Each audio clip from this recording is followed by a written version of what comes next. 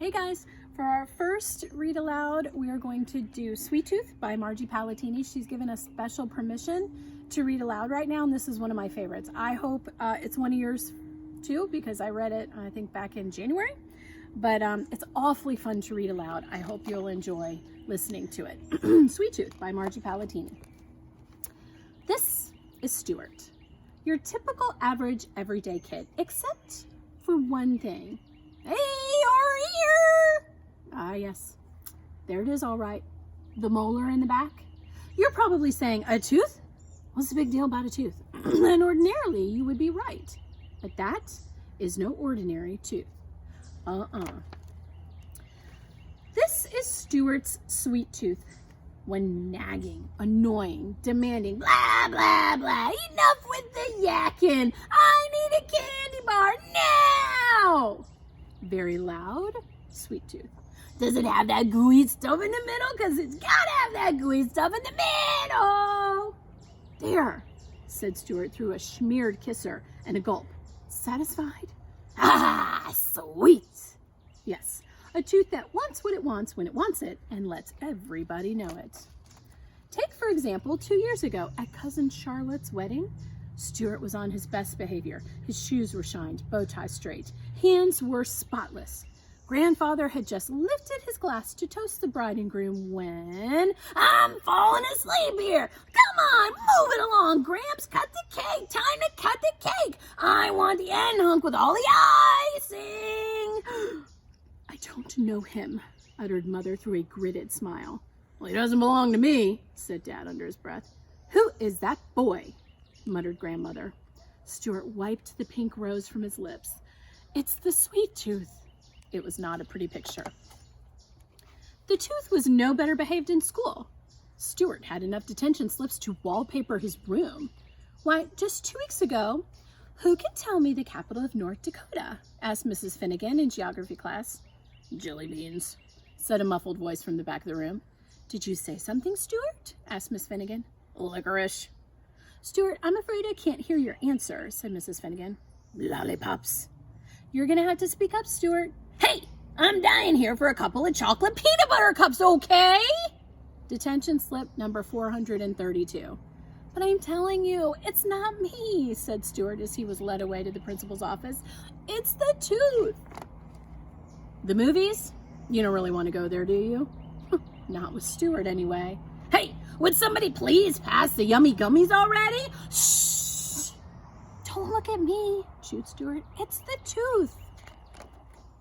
And of course, there was the unforgettable Easter basket mishap. Now that was really ugly. That Sunday a.m., the family awoke to find jelly beans littering the living room. Marshmallow chicks were missing. The trail of crumpled yellow foil wrappers led to one person, and one person only.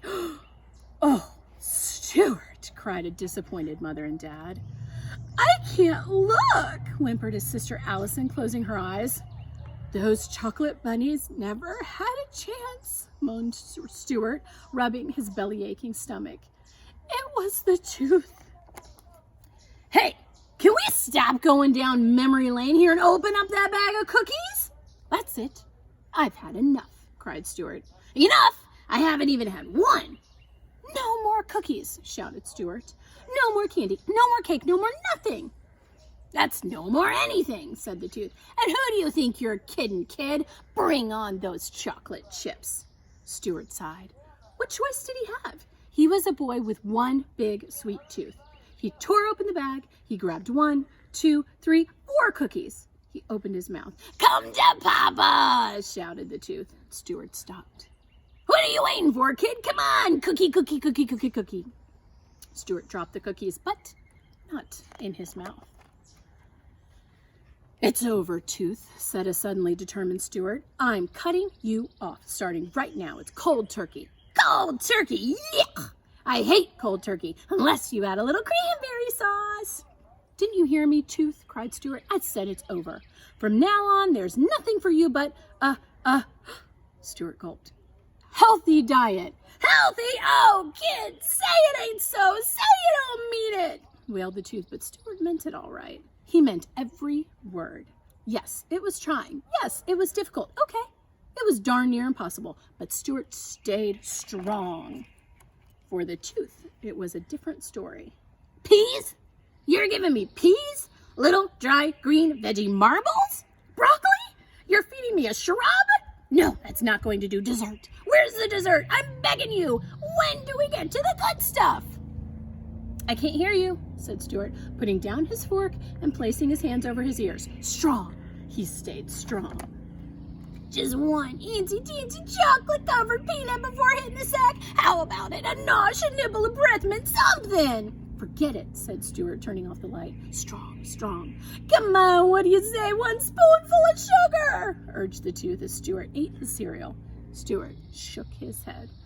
The tooth was losing its grip, and it knew it. A drop of chocolate milk. One measly little crumb bun crumb. No way, said Stuart, very strong.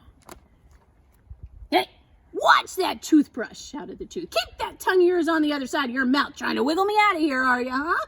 Well, I'm not going, kid. I'm not going anywhere. Do you hear me? Do you hear me?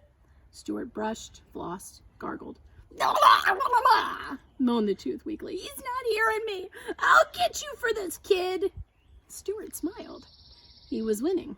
Oh, yes, he was winning. 3 days passed, and the tooth was quiet. Very quiet. Almost too quiet.